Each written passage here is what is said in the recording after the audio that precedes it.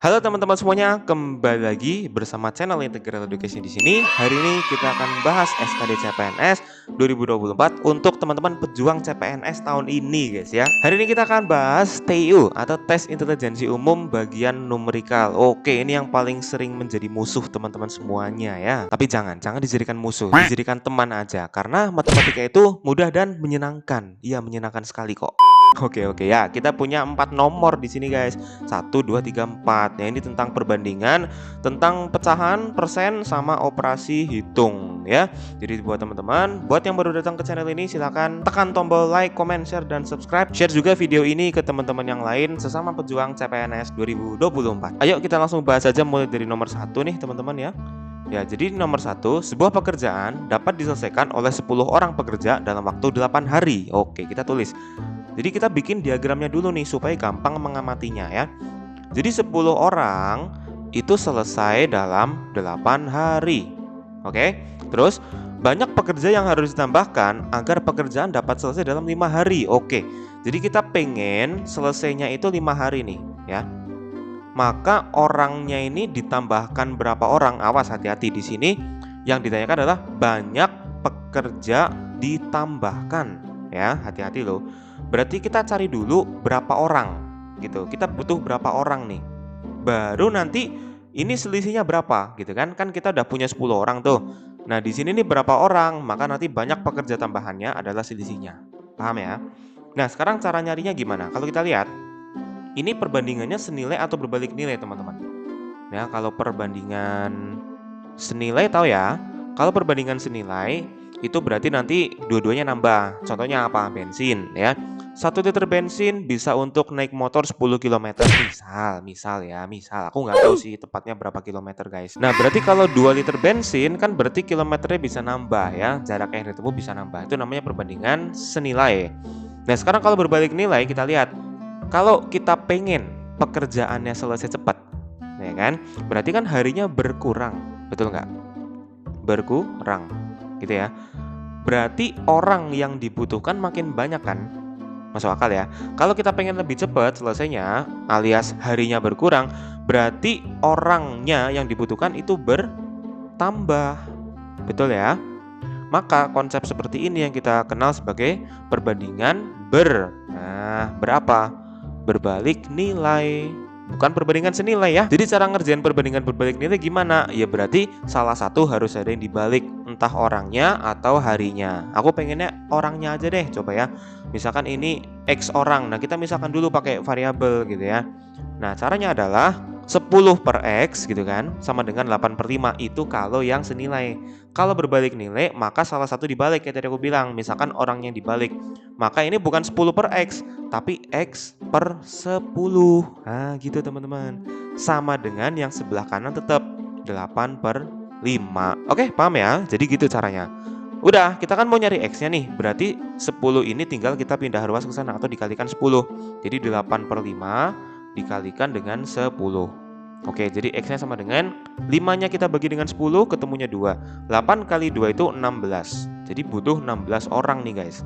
Nah, kita ketemu X-nya 16 orang. Hati-hati, jangan langsung menjawab yang E. Ini salah teman-teman ya. Salah. Kenapa salah? Karena yang ditanyakan adalah banyak pekerja yang harus ditambah. Nah, tadi kita udah punya berapa? Kita udah punya 10 orang. Ya, udah punya 10 orang. Sedangkan kita butuhnya 16 orang. Berarti berapa banyak tambahan orangnya? Iya, betul. Ada 6 orang. Jadi 16 dikurangi 10, ketemunya adalah 6 orang. Ini adalah pekerja tambahan. Oke, paham teman-teman ya? Paham. Oke, kita lanjutkan aja langsung ke soal nomor 2. Ini soal, waduh, ini kok susah banget kayaknya ya. Ini kalau disamakan penyebut kayaknya pegel deh. Ya, terus gimana nih cara ngerjainnya ya? Jadi setengah tambah 1/6 tambah 1/12 tambah 1/20 tambah 1/30. Ini kalau kita samakan penyebutnya, waduh, pegel banget kayak tadi aku bilang ya. Nah, tapi ini ada udang di balik baju guys. Yaitu gimana? Kita bisa mengubah setengah ini menjadi 1 dikurangi setengah. Betul kan ya? Terus ditambah 1/6 bisa kita ubah menjadi setengah dikurangi 1/3. Betul ya? Coba kalau teman-teman nggak percaya, coba setengah dikurang 1/3. Pasti hasilnya 1/6. Gitu ya, samakan penyebut jadi 6. Terus pembilangnya berarti 3 dikurang 2. Kan 1 ya, 1/6.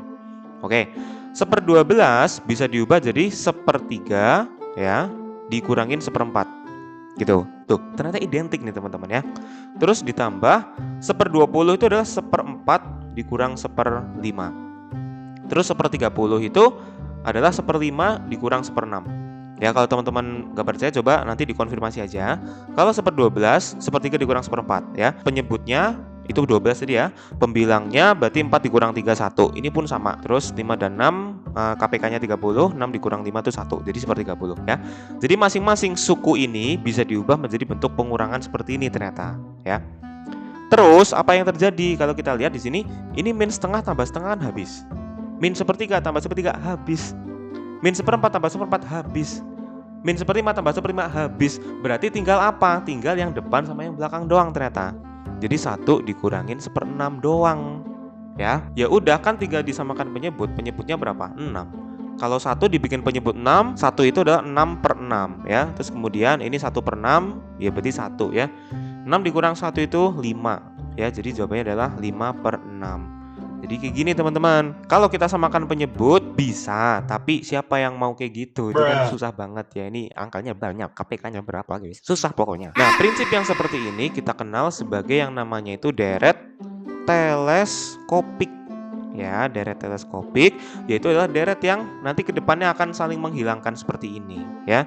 Ini menarik teman-teman ya. Yang penting teman-teman harus kepikiran aja gimana cara mengubah bentuk-bentuk ini. Mari kita lanjutkan ke nomor 3. Wah, ini tentang persen ya. Teman-teman ingat nggak persen itu apa?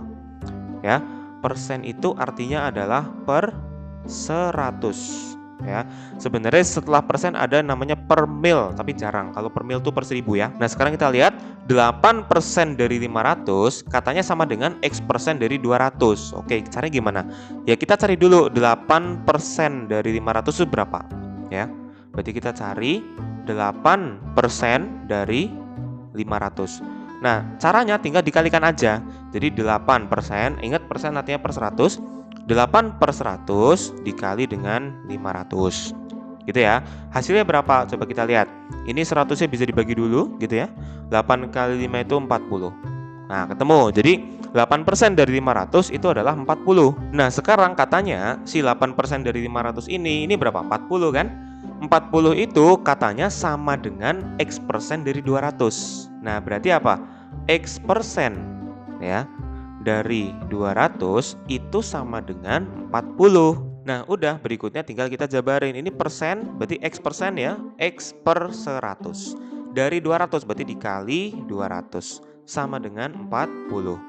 Nah, seperti biasa di sini nolnya ya bisa dibagi 100 semua atas bawah. Jadi tinggal X kali 2 atau 2X.